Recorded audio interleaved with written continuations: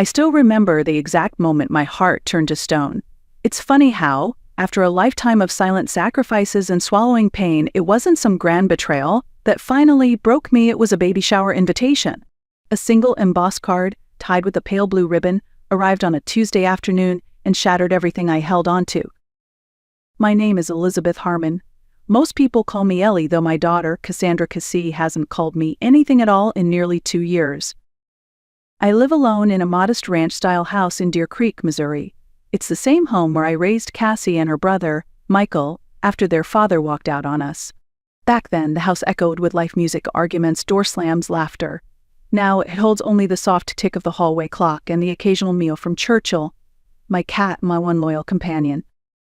The invitation read, "You are cordially invited to celebrate the upcoming arrival of baby boy Reynolds." Hosted by Cassie and James. 2 years of silence, and suddenly this. Not a phone call. Not a conversation, just a formal invitation to celebrate a grandchild I didn't even know existed. I should have thrown it away. But hope is a stubborn thing. I called Michael first. My son, the eternal peacemaker. He still visited for holidays and birthdays, though always alone, never with Lisa, his wife, or their 2 kids. "You should go, Mom," he said, choosing each word with care. "Cassie talks about you sometimes. Pregnancy has changed her. She's softer." "What does she say?" "She misses how things used to be," he replied after a pause. I didn't mention that how things used to be meant me working double shifts to keep a roof over our heads while Cassie lived rent-free after her divorce, or how I babysat her kids every weekend while she found herself through a series of reckless relationships. I didn't remind him that I co-signed the loan for her boutique, the one that failed, and left me with $40,000 in debt. Instead, I said, "I miss her too." And I meant it. Hope, foolish as it felt, had not yet given up on me. I spent $300 I didn't really have on a soft cashmere baby blanket in sky blue. I had my hair done for the first time in months, bought a dress that covered the weight I had gained from too many nights spent eating ice cream alone. I rehearsed what I would say when I saw her, not about the past, not about the silence, just how happy I was for her, how excited I was to meet my grandchild. The baby shower was held at a vineyard about an hour outside town, a picturesque place with rolling hills and a renovated barn strung with fairy lights. I recognized a few faces from Cassie's old circle of friends and relatives on James's side. Michael was there too with Lisa. They didn't see me arrive.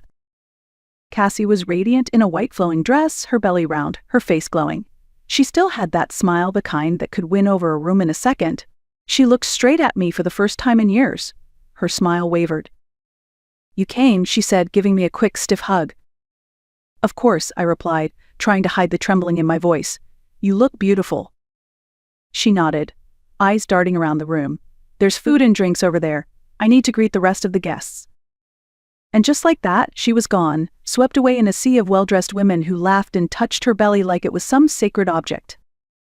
I found a seat near the back and placed my gift on the overflowing table. When the waiter offered champagne, I asked for water. I wanted a clear head, no missteps, no reason for anyone to whisper behind their hands about the mother.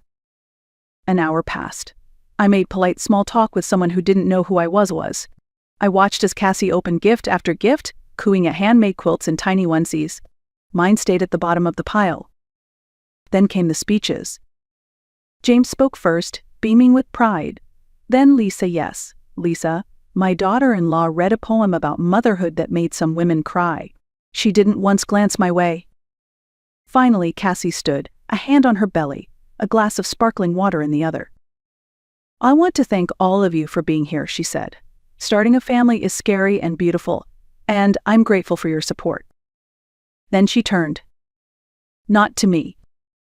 To a silver-haired woman in a designer dress, Patricia Reynolds, James's mother. "I especially want to thank someone who has been a guiding light these past few years. Someone who showed me what true motherhood looks like: patient, understanding, unconditional." My breath caught. "This is for you, Patricia. You are the woman I wish had raised me, the only grandmother my child will ever know." The room erupted in applause. I did not. No one noticed when I stood up. No one noticed when I left the barn, walked across the gravel path to my car, and sat behind the wheel with my hands clenched tight. I didn't cry, not then, not even later, What I felt wasn't sadness, it was something colder. Something cleaner. Like ice water being poured down my spine. Every slight, every unspoken insult, every time I told myself, but they're my children, it all came back in sharp, unbearable clarity. I drove home in silence, the kind that stretches out so long it becomes a second skin. That night, I didn't toss or turn. I didn't stay up replaying her words in my head. Instead, I made 3 phone calls. The first was to my attorney, the one who'd drawn up my will after the divorce. Back when I still believed my children would care for me in old age. I asked to make changes. The second call was to Frank Delaney, an old friend, once a maybe romance, now a private investigator with a talent for digital digging. I asked him for a favor. The third was to the storage facility across town. I reserved a climate-controlled unit and arranged for 24-hour access. By sunrise, I had already packed the first of many boxes. Photo albums, baby books, kindergarten drawings, birthday cards with shaky handwriting, all of it. Decades of memories kept like treasures. Because that's what mothers do. But I wasn't just a mother anymore. I was something else now. As I loaded the boxes into my trunk, my phone rang. Michael. Mom, where did you go yesterday? Cassie was looking for you. The lie came easily. I wasn't feeling well. The drive, the heat, I didn't want to ruin her day. He sounded relieved. Maybe because he wouldn't have to explain my absence to Cassie. She wanted to thank you for the blanket, he added, said it was really nice. I'm glad she liked it, I said, my voice soft, neutral. Listen, Mom, what Cassie said about Patricia, she didn't mean it like that. Of course, I replied. People say things. And sometimes, I thought, those things are exactly what they mean. That conversation was the final seal. The moment I knew there was no going back, not to who I had been, not to what they thought I would always be. Tomorrow, I would begin my plan. Because I had finally learned what they had always known. That love without respect isn't love. It's servitude. And I was done serving.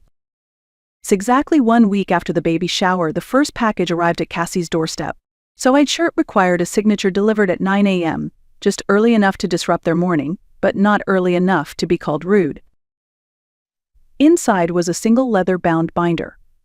On the front, embossed in gold, financial records, Cassandra Reynolds, 2015 to 2023. There was no note, no explanation. Just 8 years' worth of bank statements, receipts, loan agreements.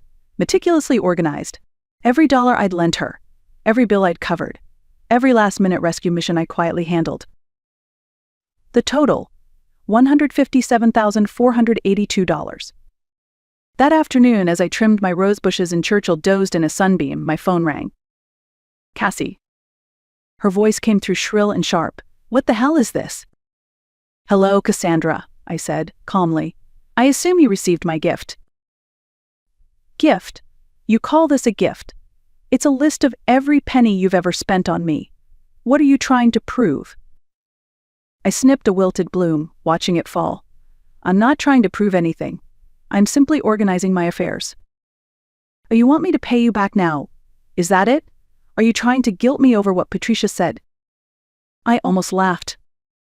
You're the one who stood in front of a room and said she was the mother you wished had raised you, I reminded her. The only grandmother your child would ever know.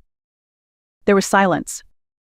You know I didn't mean it like that, she said, voice brittle. I was emotional.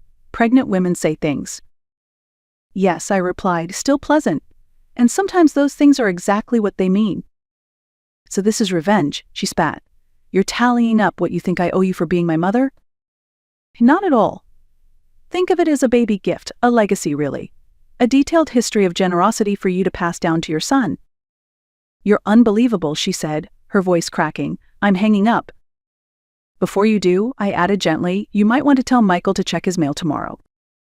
She hung up. I returned to my roses, the sun warming my shoulders. Churchill stretched lazily at my feet, and for the first time in years I felt weightless. The next day, Michael received his own delivery. It was similar to Cassie's financial records, dates, totals. But it also included something more. Printed emails, texts, conversations between him and Cassie discussing the mom situation. Jokes about my emotional neediness. Warnings to keep their kids away from me. Plans to exclude me quietly, without confrontation. Frank Delaney had done excellent work. Michael, as always, had been sloppy with his passwords. His call came in the evening. His voice was quiet, controlled. "Mom, what are you doing?" "Hello, Michael. Did you get something interesting in the mail?" A long pause. "This isn't like you." "No?" I asked, truly curious. "What am I like then?" Another pause. "You forgive, you let things go." "Ah," I said, tasting the soup I was cooking. "And how has that worked out for me?" He didn't answer. And for once, I didn't need him to. The next morning, 2 identical manila envelopes arrived at Cassie's and Michael's homes.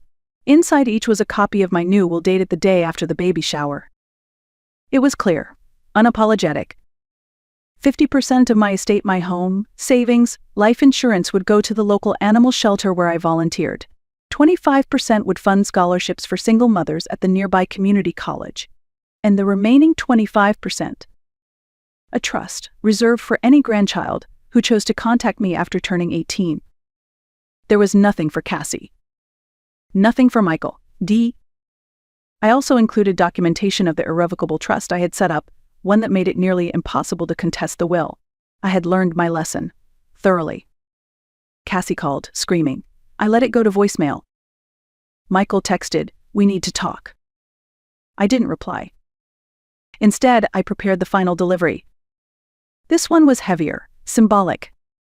3 large boxes, delivered with care, addressed to each of my children. They contained photo albums, baby books, art projects, birthday cards, school awards. All the evidence that I had been a present, loving mother, that I had shown up, documented, cared. But there was one difference. Everywhere my name had once appeared to Mom Live Elizabeth, proud parent, Ellie Harmon, I had replaced it. Digitally, permanently. With the name Patricia Reynolds. Each photo where I had stood proudly beside them first days of school, piano recitals, science fairs had been edited.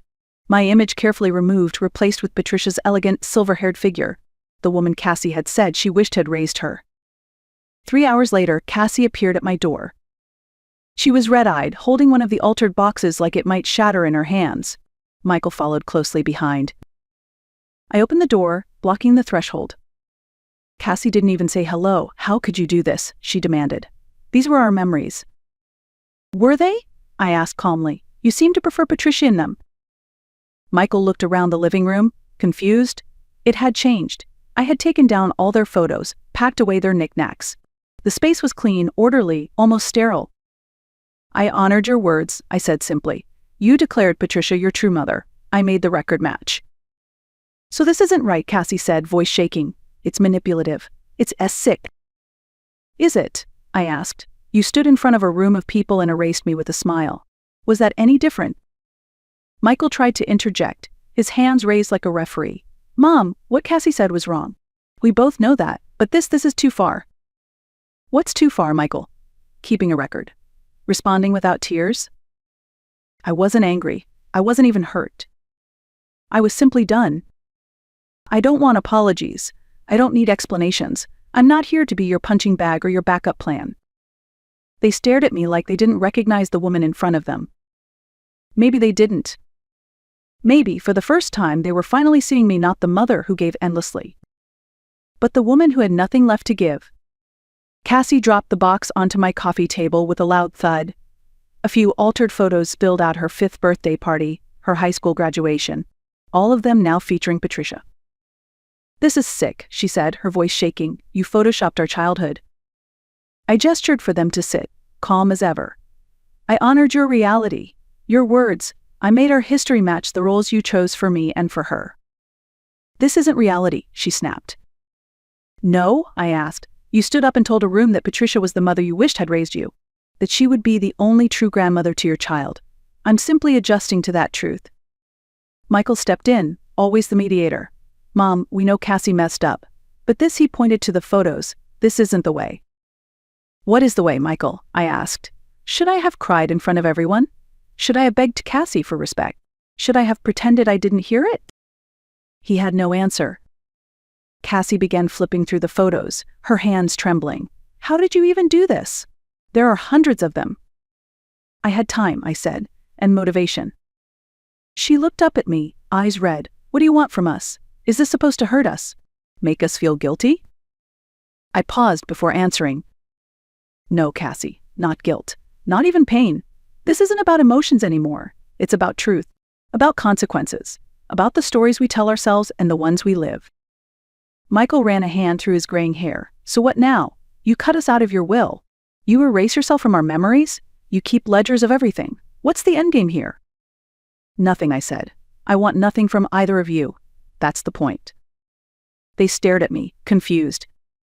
I've spent decades wanting to be seen, to be included, to matter. I'm done wanting. I'm done hoping. I'm done accepting treatment from you both that I wouldn't tolerate from strangers. Cassie clutched her belly. So that's it? You're abandoning your own children? Your grandchild? I looked at her, clear-eyed. Abandonment requires obligation. You've both made it clear I am nothing more than a placeholder, an afterthought. I'm simply accepting that. Michael stepped forward. This isn't like you. The version of me you knew, I said, was a role I played, a mother who gave endlessly without expecting anything in return. That woman no longer exists. Cassie's voice turned desperate. We can fix this. We can talk it out. There's nothing to fix, I replied. This isn't a punishment. It's a boundary. One I should have set years ago. I walked to the door and opened it. You should go. Michael hesitated. Will you at least think about coming to the funeral? For closure. I found my closure 2 years ago, I said, when I finally accepted that the children I raised were not the adults I'd hoped they'd become. They left. I didn't watch them drive away. Instead, I poured a glass of wine and sat on my porch, Churchill curled at my feet. The house was quiet. The peace profound. That night I slept soundly. No dreams.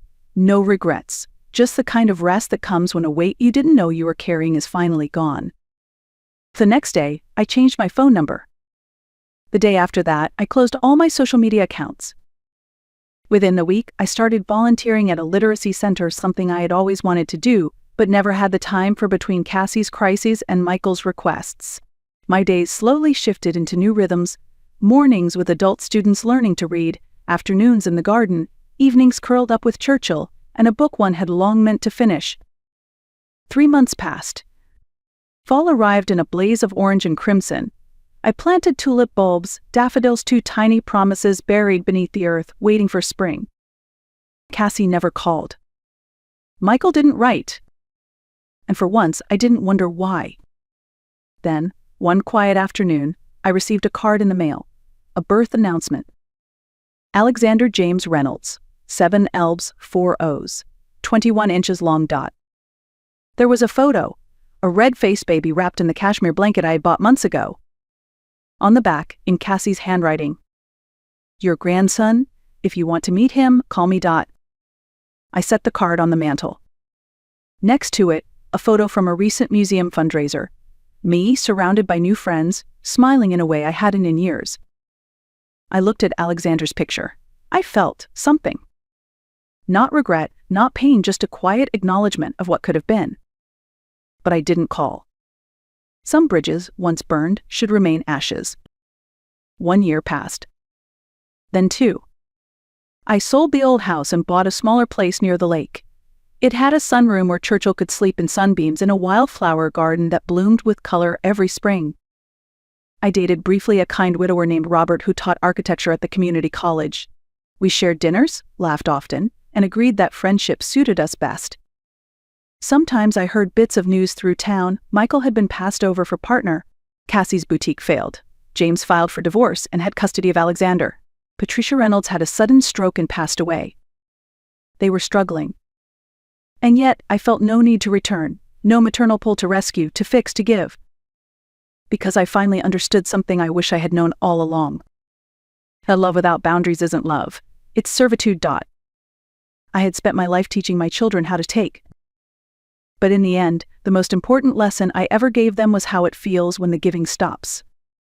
And whether they learned it or not no longer mattered. Because I did. And that, at last, was enough.